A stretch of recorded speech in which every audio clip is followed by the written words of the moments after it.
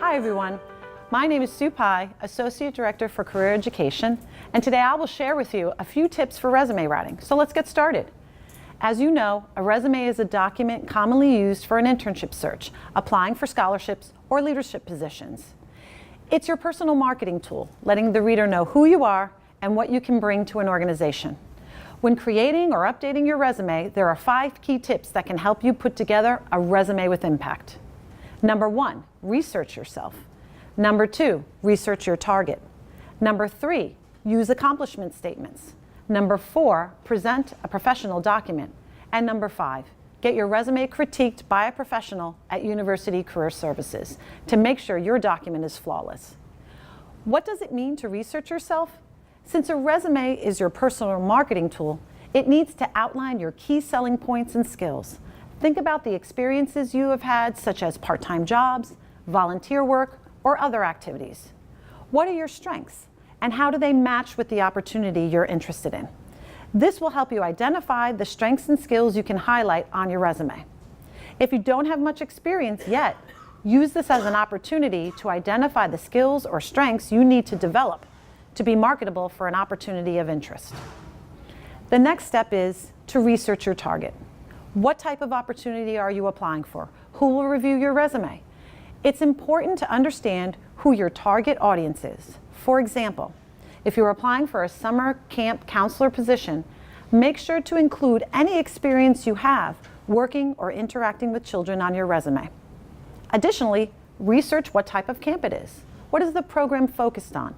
For example, if it's a camp focused on the arts, like painting, music, or theater, think about experiences you have that are related. If you need help researching your target and customizing your resume, meet with someone in University Career Services.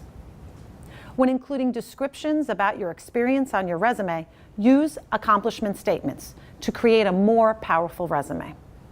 Accomplishment statements highlight achievement, quantify results, and show impact. Each job, internship, or activity listed on your resume should include at least one impactful accomplishment statement. Let's review an example of an accomplishment statement for a part-time tutoring experience.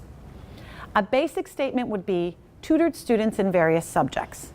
An accomplishment statement would be, tutored 3 elementary-age students individually 2 times per week in math and reading, and helped each student improve their test scores by 10%. For more information on writing accomplishment statements, review the University Career Services Career and Internship Guide or meet with someone in University Career Services. Tip number 4 is to present a professional document. Remember, your resume will provide an organization or the reader with a first impression of you.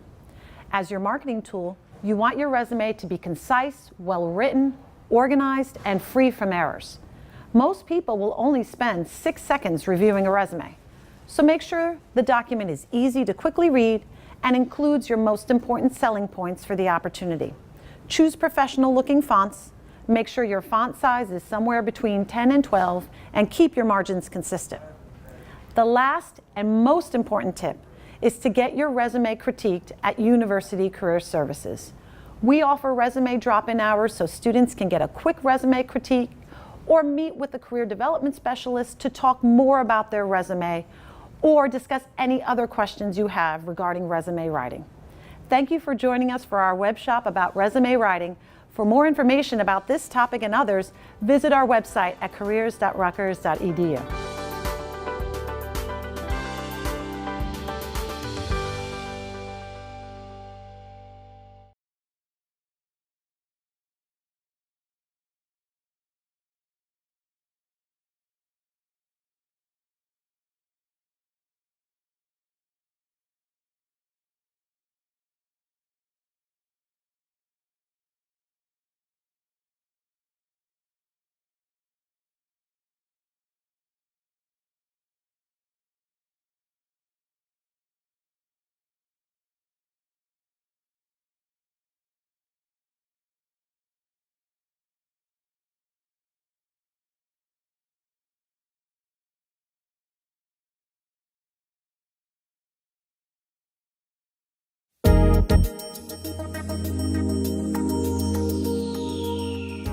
Hello, I'm Andrew. Welcome to University Career Services Web Shop series.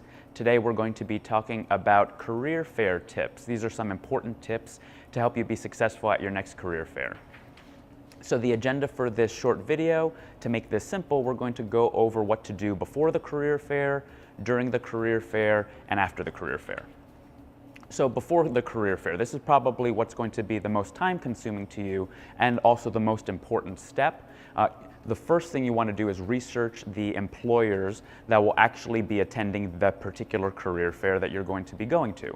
One way to do this, very simple, is go to our website, careers.rutgers.edu/fair, F-A-I-R, and that's our career fair mobile directory. That will list all the employers that will be attending the career fair on those days. So you can go there and at least see of the 300 plus employers that we may have, who may be in attendance and who you might be interested in visiting. The second step is, once you've identified those, you want to do some research on those fewer list of employers. So the first obvious step is to go to those employers' websites, visit their company websites and try to look up information that they present about themselves in terms of their company mission, their values, the positions that they might already have posted, any news items that they felt were noteworthy about themselves, so that you have some talking points when you're visiting them in person. The second place to look would be LinkedIn. If you go to LinkedIn, you can search not only for people, but for company profiles as well, and you can see what kind of information they present there. And you can then look at the individual people that work at that company on LinkedIn, and maybe even look up some related positions related to the field that you're interested in.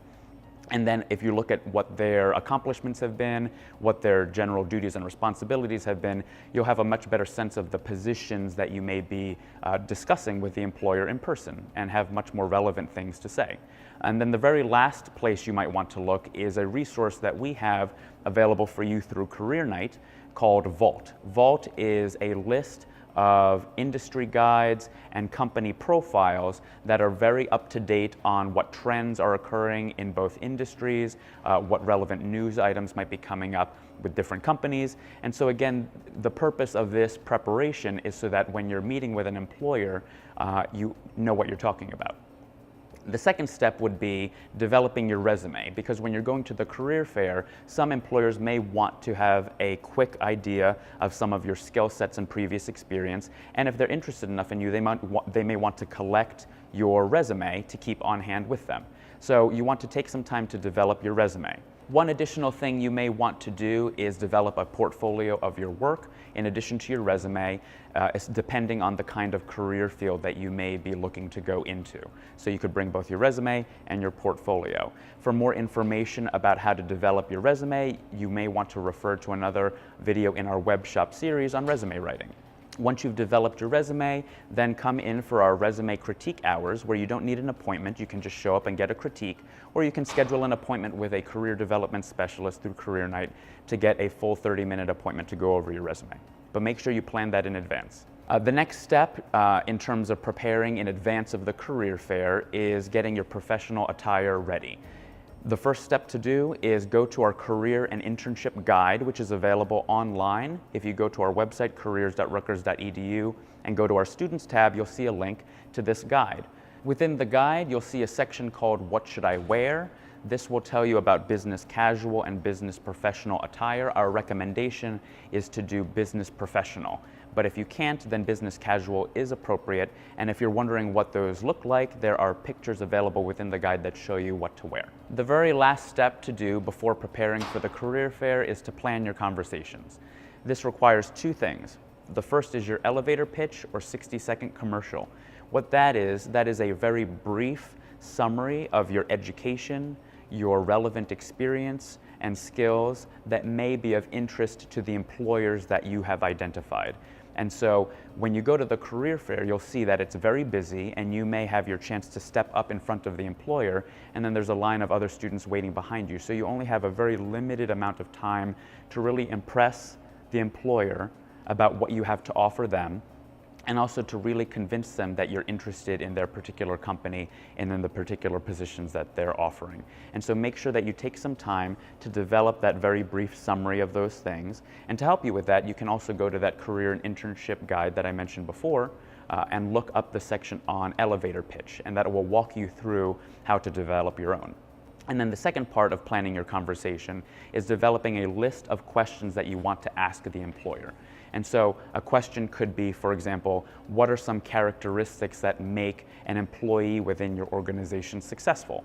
A question like that shows them that you're future thinking, that you're interested in what makes their organization uniquely work, and trying to identify the skill sets that they're looking for. And so then you can talk about what skill sets you have that match that. There are additional sample questions within the career and internship guide that you can look at for more ideas. Okay, now we're on to what to do when you're finally at the fair. So the first thing you want to do when you walk in, after you check in, is using the career fair mobile directory, and again the website is careers.rutgers.edu/fair, to locate the employers that you want to meet, and so you can plan your strategy for meeting those employers and navigating the very crowded career fair. Some employers will have a line of candidates waiting. And so what you want to do while waiting in line is listen to the conversations employers are having with other candidates. This may give you some clue as to the kind of questions they may be asking every candidate, and so you can better plan your responses. Make sure that in between using the app to locate the employers, you're either turning off or muting your cell phone so that it's not a distraction when you finally actually are face-to-face with the employer. And then when you meet with the employer, make sure you introduce yourself, use a firm handshake, smile, and start your elevator pitch or 60-second commercial.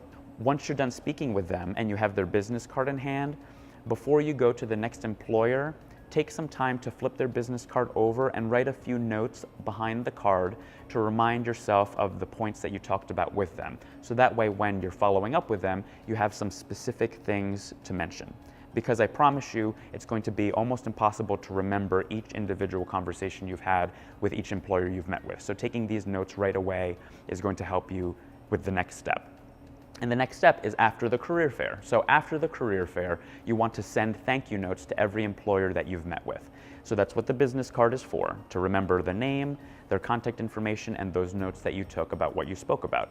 In the career and internship guide, there is a sample email template that we've put together that you can use and replace with your information and the talking points you've had that will tell you how you can do that follow-up email.